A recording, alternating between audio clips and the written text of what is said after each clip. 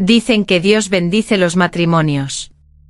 Nadie me advirtió qué hacer cuando mi esposo reza antes de tocarme. La primera noche Daniel apoyó la frente en el borde de la cama y murmuró un Padre Nuestro con la voz temblorosa, como si pidiera permiso al cielo. Yo observé la sombra de su cuerpo proyectarse en la pared, recta, devota, impecable. Un ángel, pensé.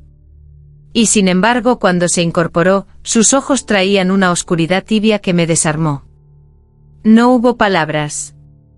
Solo un silencio espeso, cargado de promesas que no sabía si eran bendiciones o pecados.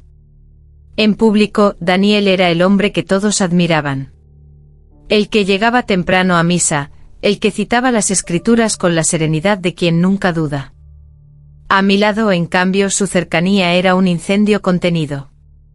No hacía falta que me tocara para que yo sintiera el temblor. Bastaba su respiración, su forma de inclinarse, la manera en que decía mi nombre como si fuera una confesión.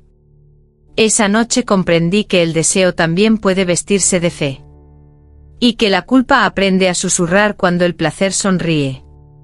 Mientras me envolvía, sentí algo parecido a la gracia, y al miedo. Pensé en Dios mirándonos desde algún rincón del techo, en silencio, tomando nota. Al amanecer, Daniel volvió a rezar. Yo cerré los ojos. No para dormir, sino para no preguntar. Porque a veces la verdad llega demasiado pronto, y yo todavía quería creer que me había casado con un milagro. Hay silencios que pesan más que un pecado. El nuestro empezó a crecer después de la primera noche. Daniel despertaba antes que yo. Siempre. Se vestía despacio como si cada botón fuera una promesa que debía cumplir. Desde la cama lo observaba caminar desnudo hasta la ventana, con esa seguridad que no pide permiso. El sol marcaba su espalda como una señal divina, y yo me preguntaba si Dios también lo miraba así, sin parpadear. Nunca hablábamos de lo que ocurría entre nosotros. Jamás. En la mesa del desayuno, Daniel era el esposo correcto, preguntas suaves, sonrisas medidas, una mano firme sosteniendo la taza. Pero debajo de la mesa, su rodilla rozaba la mía con una intención que me hacía tragar saliva. Era un lenguaje secreto. Uno que no aparecía en la Biblia. Yo intenté rezar. De verdad lo intenté. Me arrodillé junto a la cama y pedí claridad, pedí paz, pedí no desear lo que ya era mío. Pero cada vez que cerraba los ojos, no veía cruces ni santos. Veía su boca pronunciando mi nombre con voz baja, como si fuera un juramento peligroso. Esa noche, cuando volvió a tocarme, sentí algo romperse dentro de mí. No fue el cuerpo. Fue la idea de que el amor debía ser limpio, ordenado, sin sombras. Mientras mi piel respondía, mi conciencia se debatía entre el cielo y algo más profundo, algo que no sabía nombrar. Dicen que Dios perdona todo. Yo solo quería saber si también observa cuando una mujer se pierde voluntariamente en los brazos de su esposo, y no quiere ser salvada. Las manos de Daniel eran conocidas en la iglesia. Manos que saludaban, que consolaban, que se unían en oración con una devoción impecable. Yo las veía elevarse cada domingo, abiertas al cielo, limpias de toda sospecha. Nadie imaginaba lo que esas mismas manos sabían decir cuando la puerta se cerraba. La primera vez que lo noté fue un jueves por la noche. Había vuelto tarde con el olor de incienso todavía pegado a la ropa. No me besó al entrar. Solo dejó las llaves sobre la mesa y me miró como si yo fuera una pregunta que llevaba días evitando. Luego apoyó la palma sobre mi cintura. No fue brusco. Fue firme. Decidido. Como si ya hubiera tomado una decisión, por los dos. Confía, susurró.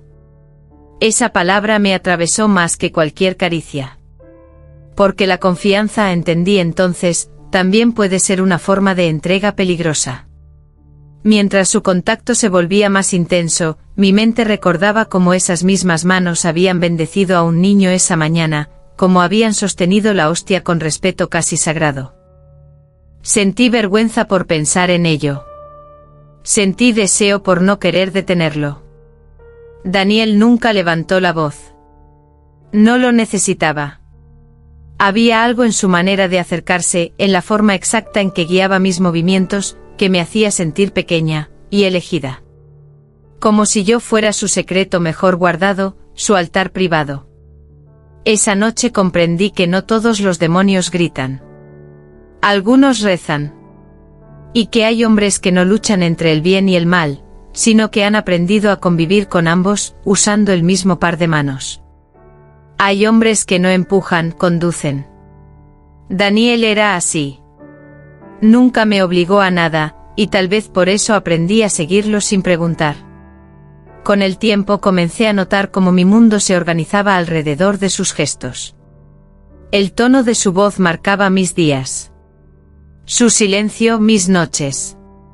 Cuando se acercaba, yo ya sabía qué versión de él venía conmigo, el esposo sereno o el otro, el que no necesitaba palabras para imponer su presencia. Ambos habitaban el mismo cuerpo. Ambos decían amarme. Una noche me pidió que no encendiera la luz.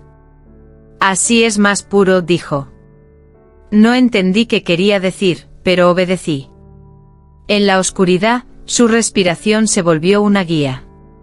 Cada movimiento suyo parecía una enseñanza secreta, como si me estuviera iniciando en una fe paralela, una donde el deseo no se negaba, solo se escondía.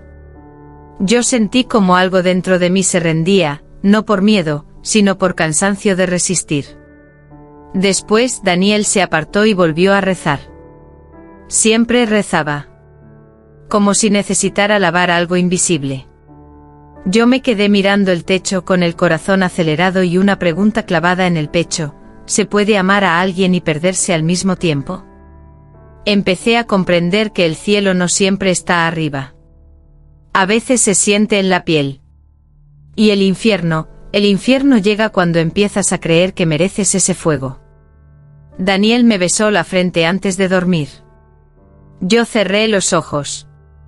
Ya no sabía si lo hacía para rezar, o para no despertar. El confesionario olía a madera vieja y a secretos mal guardados. Me arrodillé con las manos temblorosas, como si fuera la primera vez que hablaba con Dios.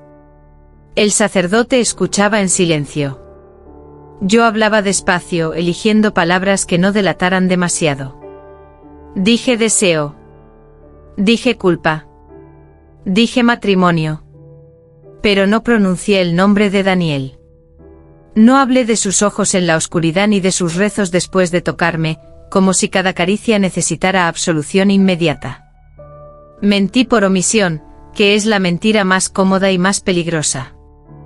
Dios ve el corazón, dijo el sacerdote. Incluso lo que callamos. Sentí un frío recorrerme la espalda. Pensé en Daniel, en cómo sabía cuando yo dudaba, en cómo mi silencio también le pertenecía. Salí de la iglesia con una paz falsa, frágil como vidrio. Afuera, el mundo seguía igual. Yo no. Esa noche Daniel notó algo distinto en mí. Siempre lo hacía. ¿Fuiste a rezar?, preguntó sin mirarme. Asentí. Él sonrió apenas, como si hubiera confirmado una sospecha. Cuando se acercó no hubo urgencia.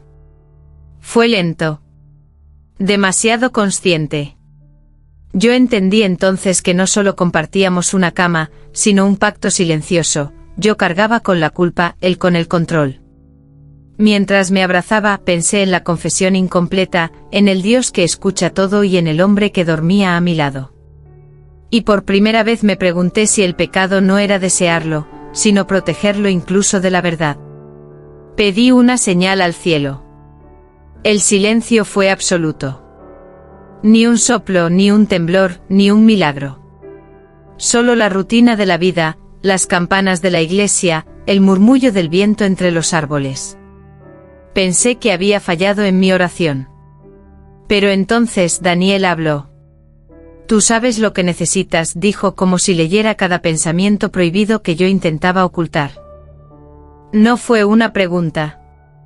Fue una afirmación, un desafío. Me llevó al salón, cerró las cortinas y allí estaba, la versión de él que nadie conocía. Sus ojos brillaban con algo que no era fe, ni amor, ni deseo común. Era más profundo, más oscuro. Un fuego que prometía cielo y amenaza al mismo tiempo. Sentí miedo, pero no podía apartarme. Cada palabra suya era un conjuro, cada gesto, una oración invertida. Me mostró secretos de su pasado, piezas que encajaban con la obsesión que yo había sentido sin saber por qué: control, devoción, dominio. La línea entre pecado y redención desapareció. Cuando me tocó no fue pasión, fue una revelación. Entendí que el hombre que rezaba por todos en la iglesia también podía conocer mi alma con una precisión aterradora. Y que a veces la respuesta que Dios no da, la da alguien que camina entre la luz y la sombra, con la misma sonrisa que te promete el cielo, y amenaza con el infierno. Esa noche supe que no me estaba salvando. Me estaba transformando. Y yo sin resistencia me dejé llevar. Me dijeron que amar era aguantar. Nadie me advirtió cuánto duele el silencio de alguien que conoces más que a ti misma. Daniel y yo caminábamos por la casa como dos sombras que compartían espacio sin hablar. Sus ojos me seguían con una intensidad que era a la vez protectora y peligrosa. Cada gesto suyo parecía medir mi alma, evaluando hasta dónde podía ceder sin romperme. Y yo cedía siempre porque amarlo se había vuelto un acto de fe, y de miedo. Una tarde me quedé observándolo desde la cocina mientras él leía la Biblia. Sus labios se movían en un murmullo imperceptible. Yo sabía que estaba rezando por algo que no entendía. Tal vez por nosotros, tal vez por mi alma. Tal vez por el poder que tenía sobre mí y que yo, sin darme cuenta, le entregaba cada día. Intenté revelarme, decir basta, buscar un espacio propio. Pero cada vez que lo hacía, su presencia me recordaba que el sacrificio del amor no siempre es heroico, a veces es silencioso, doloroso, invisible. Y aún así, imposible de ignorar. Esa noche, mientras dormíamos espalda con espalda, sentí que algo dentro de mí se quebraba. No era el cuerpo ni el deseo, era la certeza de que el matrimonio no siempre salva. A veces el matrimonio enseña a vivir entre cadenas suaves, con un ángel que te eleva, y un demonio que te retiene. Miré su rostro dormido y susurré: si esto es amor, entonces temo lo que vendrá. Dormí sola por primera vez en meses. No había rezos, no había susurros, no había manos que marcaran mi piel como mapas secretos. Solo el silencio pesado y claro que me abrazó sin preguntas. Durante años creí que mi salvación dependía de él. Creí que su amor era un camino hacia el cielo, aunque me empujara al borde del abismo. Creí que mi culpa era mía, y que su control era justo, divino incluso. Pero esa noche descubrí algo que nadie me había enseñado: la libertad también puede doler, pero te devuelve la voz. Me levanté de la cama y caminé por la casa. Cada objeto parecía susurrar memorias que ya no me pertenecían. Cada sombra recordaba noches de entrega, deseo y miedo mezclados en un solo latido. Y por primera vez no sentí culpa. Solo claridad. Miré mi reflejo en el espejo, los ojos cansados pero despiertos. La mujer que veía allí ya no temía al ángel ni al demonio que compartían el cuerpo de Daniel. Por primera vez entendí que no necesitaba un milagro ni una absolución. Necesitaba despertarme de la fe que me aprisionaba y mirar mi vida con mis propios ojos. Esa noche no recé. No para desafiar a Dios, sino para reencontrarme conmigo misma. Y al cerrar los ojos sonreí, el infierno ya no estaba dentro de mí. Desperté con la sensación de que algo había cambiado. No era el amanecer, ni el silencio de la casa. Era yo por fin, viendo claro. Durante meses creí que Daniel era el demonio. Sus manos, su control, su fuego oculto tras la devoción. Creí que mi culpa era mi cruz y que su amor era una trampa disfrazada de santidad. Pero mientras lo observaba desde la distancia de mi nueva libertad, entendí algo que me heló y me liberó al mismo tiempo: el demonio nunca estuvo en él. El demonio estaba en lo que yo había permitido, en la fe que confundí con sumisión, en la idea de que amar siempre debía doler. Daniel entró en la sala. Su rostro no había cambiado, pero yo sí. Lo miré a los ojos y no sentí miedo, no sentí deseo, no sentí culpa. Solo claridad. Él me sonrió suave como un ángel que reconoce a otro ángel despertando de su propio sueño. «Has cambiado», dijo.